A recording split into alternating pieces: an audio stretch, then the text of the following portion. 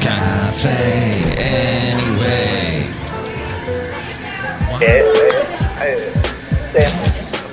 Mike's Daily Podcast. Why does he sing at the beginning of the show? I don't understand. What kind of podcast is this? What's happening? I don't understand. Mike's Daily Podcast. Hey, are you thankful yet? It's Thanksgiving. I think there were a couple things this week I was thankful for, little things. And let me sing about them for you as I soar through my lyrics and yell at my pen because there's no ink in it. And my friend, don't you hate that? Isn't it something where all of our lives are filled with pens running out of ink? Mike's Daily Podcast. Pens running out of ink. Toner running out of ink. Running out of toner on the copying machine. We run out of stuff. Mike's but we keep going, right? Daily Because that's what life is. Podcast. Is asking the question, right? Yeah. Right? And it's stopping that because it's annoying. Stop the asking if... Thanksgiving. Spending time with family. Family you probably haven't seen in a long time. That's a whole thing to me that's fascinating. Yes, many a comedian has come up with some good material. There's been some good movies. I like Family Stone. Getting the family together in a nice cold state somewhere in the East Coast, and the family is very diverse. Oh, but Sarah Jessica Parker's a bigot. Oh, she's a homophobe. But then one of the Wilson brothers tells her, you just need to let your freak flag fly. But this movie's absolutely fantastic because they play a bunch of Jefferson Airplane songs. Oh, they were Jefferson Starship. That's right. Cafe, that's right. I mean, Cafe anyway, welcome. Is this really FF episode 1943? I just found the podcast picture, by the way. It's going to be good. It is of me. You've probably seen it already because it usually works the other way around. I find it after you've seen it because I'm finding it now and then you see it later. It's all very confusing. It's very timey-wimey. Oh, new Doctor Who! And here's today's podcast picture. New Doctor Who! Jodie Whittaker is back. Oh, for the past 6 months. All those Doctor Who podcasts keep going, well, I guess it's not going to be any more Doctor Who anymore because they made the Doctor a woman, and a woman is not capable of being a Time Lord and flying around in a TARDIS. Never mind the people that... Oh, crap, I can't think of any of the characters from old Doctor Who now. Classic Doctor Who. Oh, the Ronnie, for example. The Ronnie. You can't have the Ronnie flying around in the starship. Right, Basil? Basil is so right, isn't he? Basil. You're such a good boy. Actually, we do have a microphone on Basil. Let's see. Anything to say, Basil? No? All right.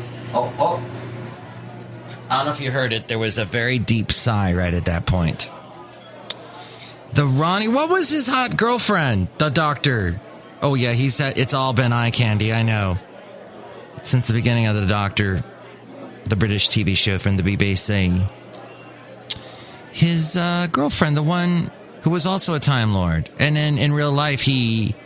ended up marrying her. Oh, man. Tom Baker and... I can't think of her at the moment. But she actually, in real life... Okay, so the actress that played this Time Lord... This female Time Lord... Well, female, male is all inconsequential. If you don't know, the Doctor is a Time Lord. This is a group of people that live on this planet called Gallifrey. And they are able to travel through time in what they call a TARDIS, time and relative dimension in space, and they can get from point A to point B by pressing a button, and this thing gets to wherever. It's awesome.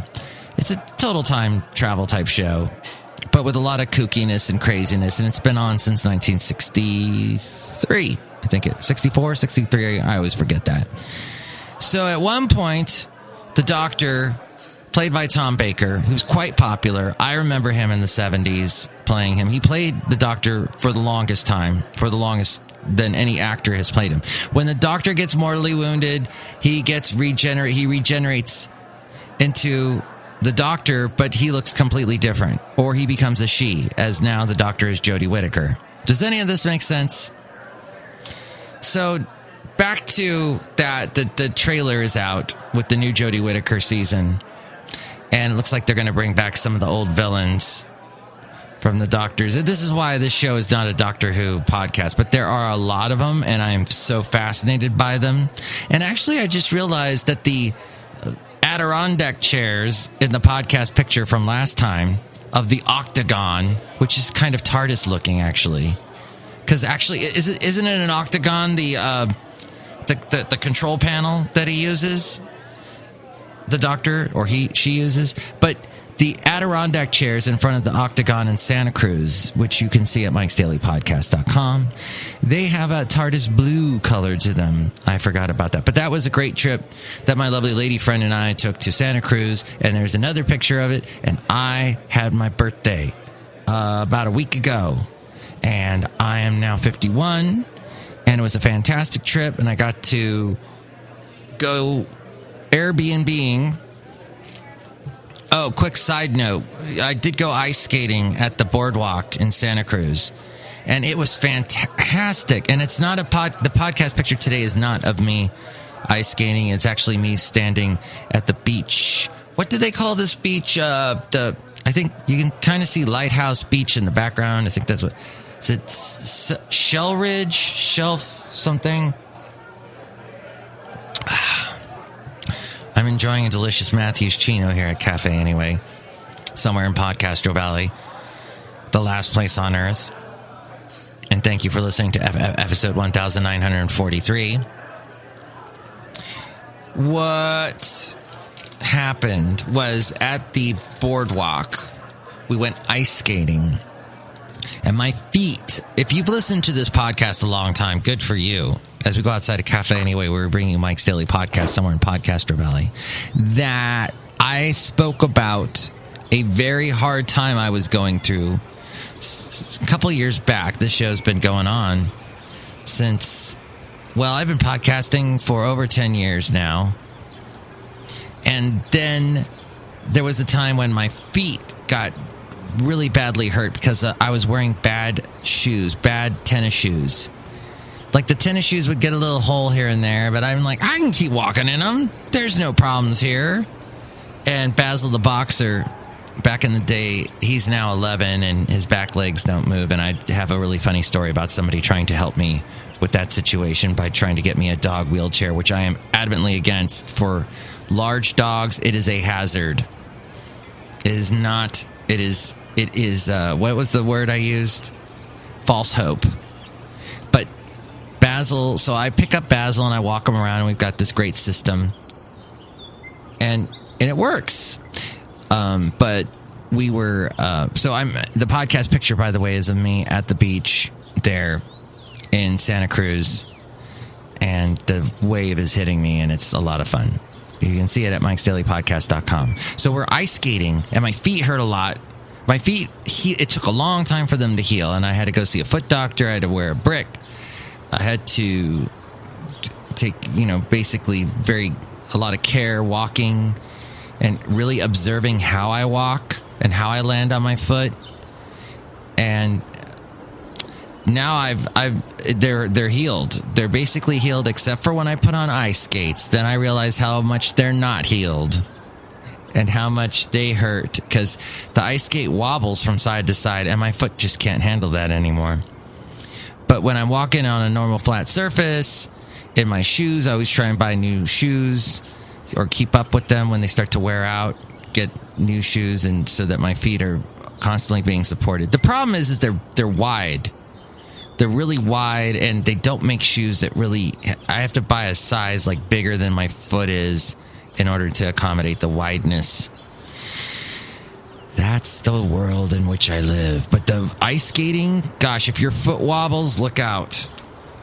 But the best part of all of this with the boardwalk, and and the ice skating is they're playing Christmas music. But no, Mike, don't play Christmas music now, please. But this, they all of a sudden are playing the song. If you ever saw the Christmas special with the Peanuts, with the Charlie Brown and everybody, and they're ice skating, they got that song with the beautiful piano playing, and they start playing that. Oh, and I'm ice skating and I'm hearing that song, and it was just wonderful. Kudos to the Boardwalk for finding that song and playing it. So I'm thankful for that. And I think you need to, and I don't want to get too biblical on you, but you should really think about what you are thankful for. You know, things could be a lot worse. I've had hectic days when everything goes wrong and the bleep hits the fan and one thing after another gets where how much worse can this get? And then it gets there. I've had those days, and those days remind me that there are good days too, and that you're very thankful that your downstairs basement didn't leak because of all the rain that we had this huge cyclone-y thing that hit California, this big weather front, and all this rain, and it didn't leak in my basement like it typically does because I've done some precautions, and I'm thankful for that. I'm thankful that my dog is doing well, and he's still around, and he's still got a smile on his face, and he goes out to the beach with me, and he's got this, he's enjoying life still. He can't do the things he did when he was a puppy, but dogs adapt, and they're like, this is my new situation. I get to sleep a lot. I like this, he says. So I am thankful that I have a wonderful, lovely lady friend who's unbelievable, and we talk and talk and talk about all kinds of things, and I can talk about anything with her, and that's insane to me, because I was alone for a long time. I'm sorry, Basil. I mean, I talked to Basil for a long time, and I still do, because he's a good dog. But to have a lovely lady friend in your life, it's pretty cool. Or a lovely male friend, or whatever friend you like to have in your life, a loved one. That is amazing to me, and I'm thankful for that. And you got to think of those things and be thankful. I pulled this out. Look at this with me, will you? Outside a cafe anyway, where we got a little bit of light with even though it's raining a little bit, and we've got this awning thing coming over to protect us and shield us. And I got a little bit of light here. And sometimes when I'm waiting at BART, by the way, at 7 o'clock in the morning and it's still dark. No, actually it's not 7. It's about 6:50. But because then the sun just pops up like crazy. It's up. It's going. It's hot. It's hot like a potato, and it's in the sun sky. There is a little bit of light that I can sometimes read the papers. That I'm one of the only people that's not looking down at their smartphone. I carry pieces of tree with me with ink on it because, heck, I don't need this to be charged in order for this to be working. I just need my eyes to be working. There was a very interesting article in the Metro, which is my dad used to call it a throwaway paper. One of these papers you get for free anywhere in the San Jose area, and I pick it up in Fremont. But they had this one called Vision Test, and they also own the one in Santa Cruz, by the way, taking it back to Santa Cruz, the Good Times paper. But this article discusses how hard it is for bicyclists in San Jose, even though they tried to make it easier for bicyclists in San Jose. And they're doing that in Fremont too, and probably a lot of the cities in the Bay Area. There's always been a huge bike culture in the Bay Area. I remember before I lived here, I remember seeing so many bicyclists going, wow, it's like Europe over here. Over here.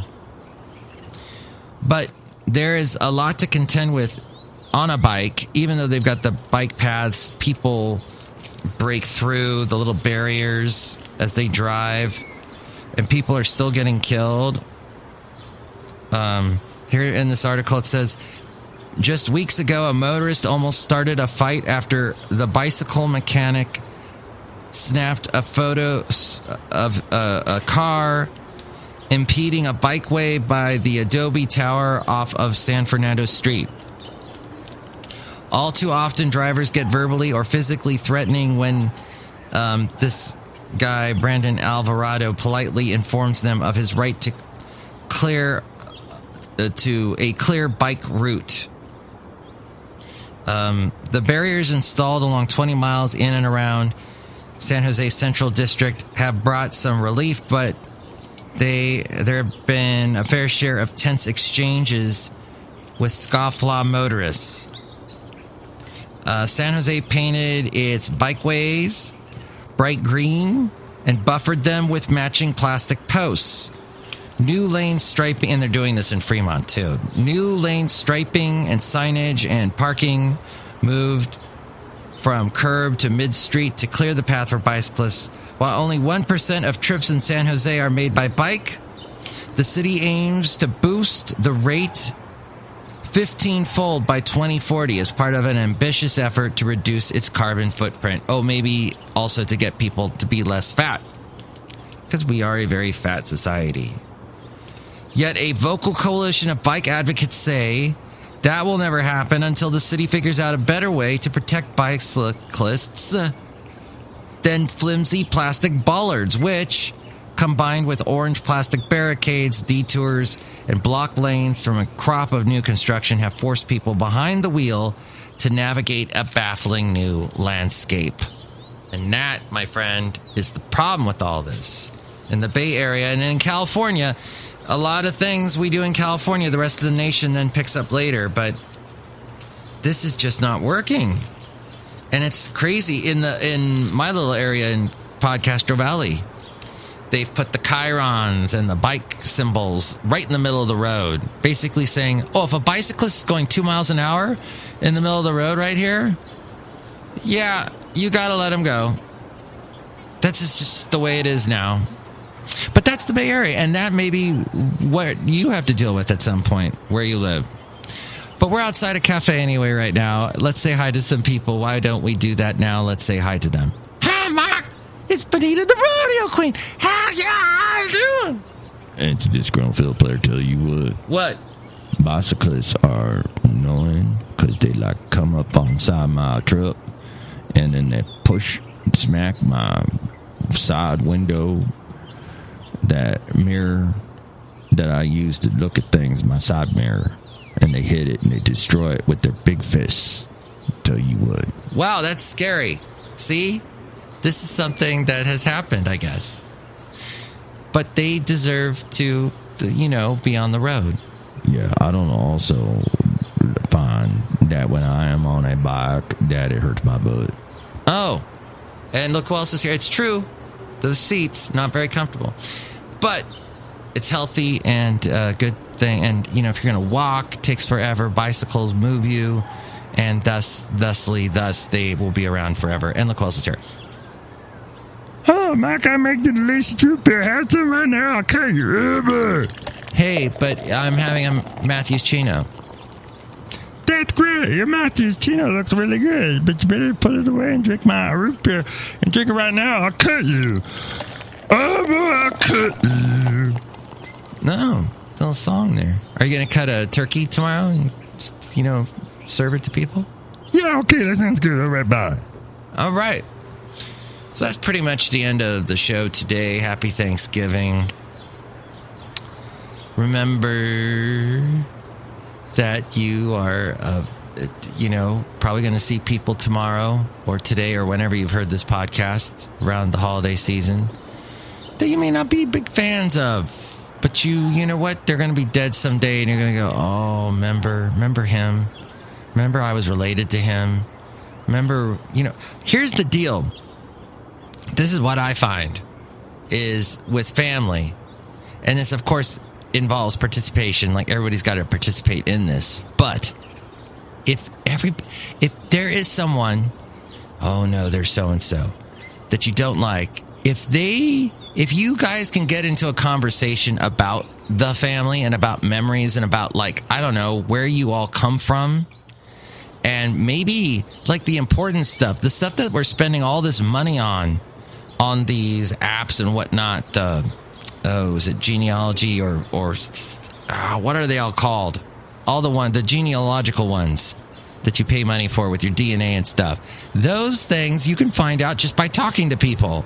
But we don't talk to people. We go and we put all this money in to these websites that do this research for us. And yeah, maybe they're more accurate than actually talking to our family, but we should talk to our family. That's all I'm saying. Okay, I'm going to wrap it up. Next show, it'll be the wonderful Madame Rootabega, Valentino, and Bison Bentley. And I hope we get to do one on Thanksgiving. That would be cool. All right, we'll hope for that. All right, that's good. Okay, all right, done. Right, yes, okay, good. Be thankful.